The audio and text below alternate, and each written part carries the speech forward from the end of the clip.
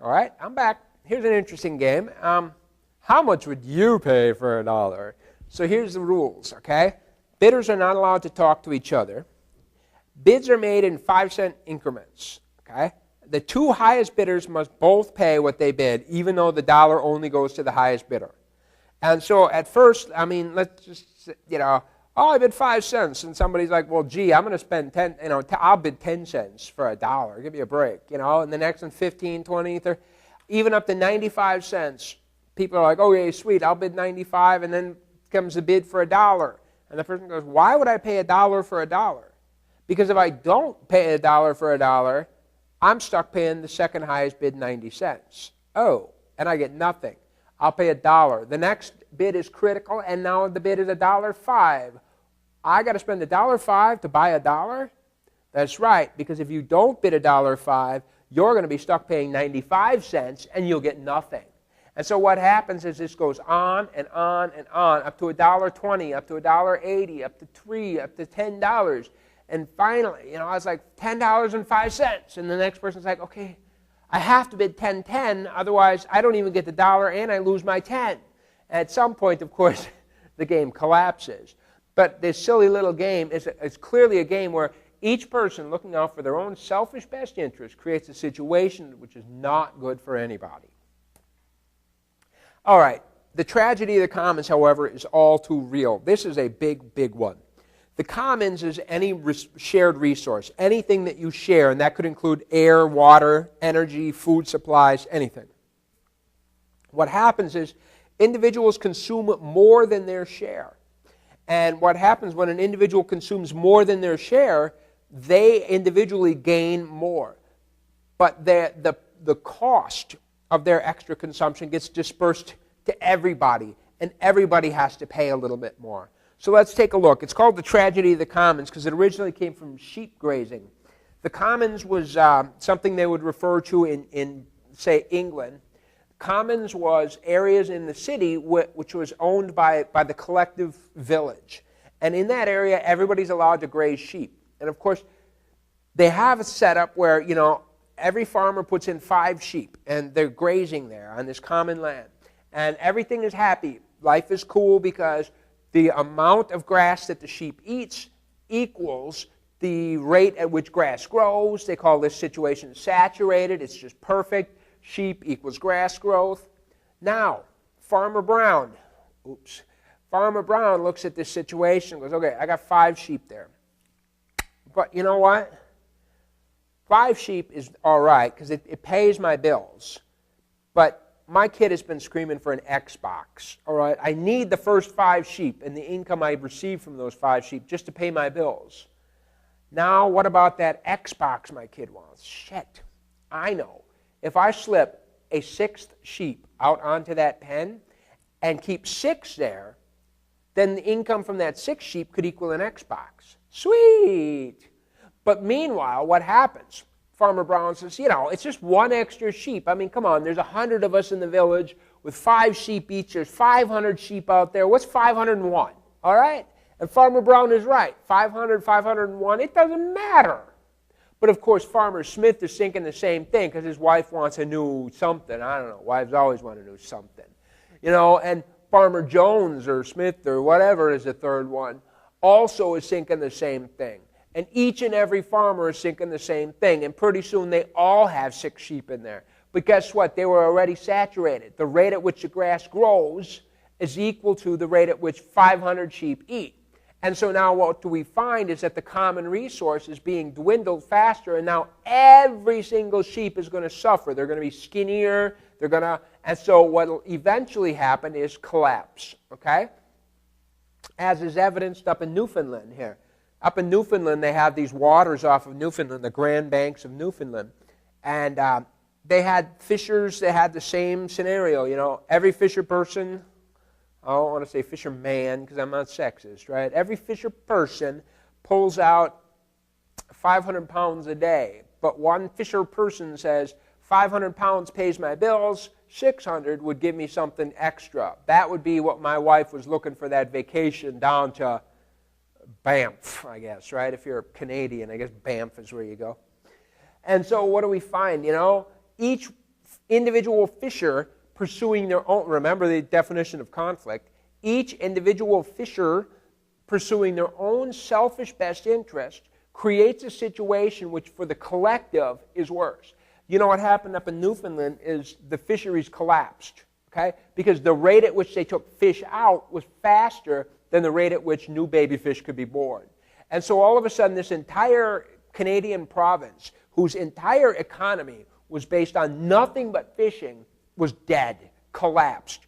It just, a grand tradition they passed along, father to son, family to family, dead, gone, because everybody was pursuing their own selfish best interest. And of course we have these in many other situations, like recycling. It's easier for me to just, I got my soda can, especially here at Wesleyan, man. We got to do something about this. What am I going to do with it? I could either A, find a way. I could take that soda can, I could take that and pack it up in my car and bring it home with me and recycle it at home or something, because there's nothing here at Wesleyan. Oh, so pathetic. I could take it home, but shit, it's going to drip in my bag and it's going to get that way. Just throw it into the garbage. Boom. And that's what happens, okay? Every individual pursuing their own selfish best interest creates a situation globally which is worse for everybody. So how can we resolve these social dilemmas, okay? Regulation, straightforward, okay? There is a law that says every fisher person can fish 500 pounds of fish. If you fish 501 pounds of fish, then you are going to jail. I mean, it's that straightforward. They, of course, have those. My son and I have gone fishing lately, and, they have this booklet, and it tells you regulations, and it's very crazy. It tells you how many of each type of fish you can catch per day, what's their size. It even shows you how to measure the fish from this point to this point as you pull it down. It's really kind of funky, okay? In small social groups where there is no anonymity, oh, that silly anonymity keeps coming up. If there is no anonymity, then there will be no social dilemma problems, okay? Here's an island, I don't know, up in Scotland somewhere, 33 people living on the island. They have had 0 crimes in the last 50 years. None, not a single crime, 33 people. All right, communication. The key to the prisoner's dilemma game that we discussed was Bonnie and Clyde are not allowed to talk to each other. But if you increase that communication, then social dilemmas can go away. That is why right now, say for example, in the Arab-Israeli conflict, there's constantly attempts by outside sources to create communication between these two sides. Or changing the payoffs. I like these. Carpool lanes. Okay? In order to encourage carpooling, they have added a bonus. Okay? The bonus is you get to drive in the fast lane. Because there is a price to carpooling. Who wants to wait around for somebody else to be ready and sit in the car while they fart and whatever else they do in the car, right? But what we find is that if you use the carpool lane, you get to work faster. Okay? For that which is common to the greatest number has the least care bestowed upon it. Yeah, that's pretty good. All right, here's a classic one, Robber's Cave experiment. This was Muzaffar Sharif, the same guy with the optical illusion, the autokinetic effect. So they were set up to like each other. There was boys, they went to this camp, oh yeah, you guys, and they were really, they made them love each other. They were awesome. They were just comrades.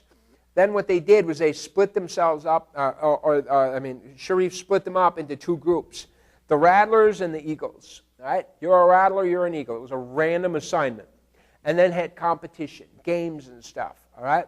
And pretty soon after there was this games of competition, they hated each other. The Rattlers and the Eagles, they would just, you'd ask an Eagle, what do you think about the Rattlers? Oh, those sneaky little so-and-sos. And, oh, they're terrible. Look at, they'd raid each other's cabin. They'd have food fights in the cafeteria. They hated each other, okay?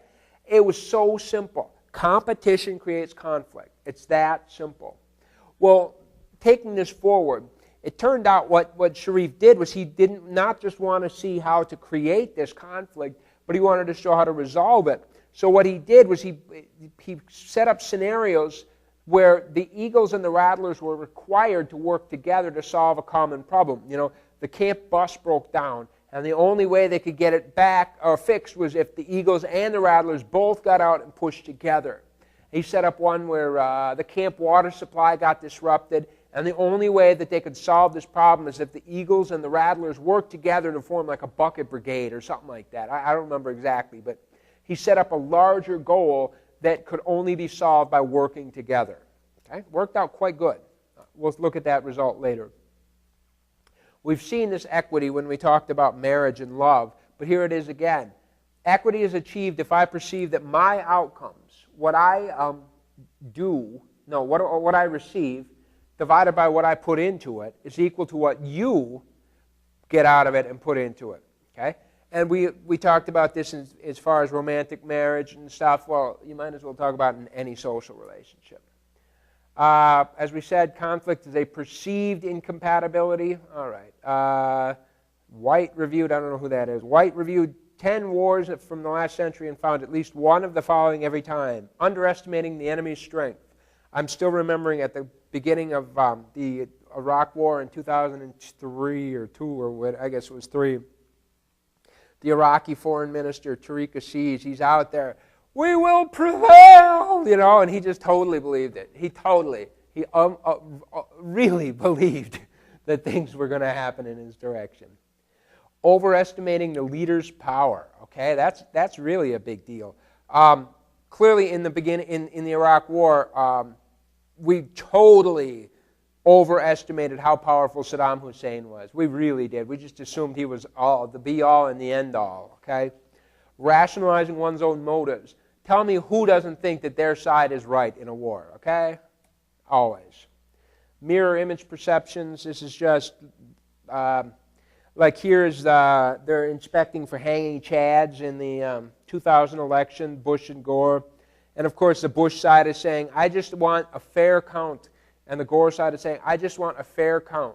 And they were both saying the exact same thing, and they were both seeing the other guy as evil, even though they were seeing the same thing in each other. Here's a cute little story. I think that I need to take a pause and come back to this story, though.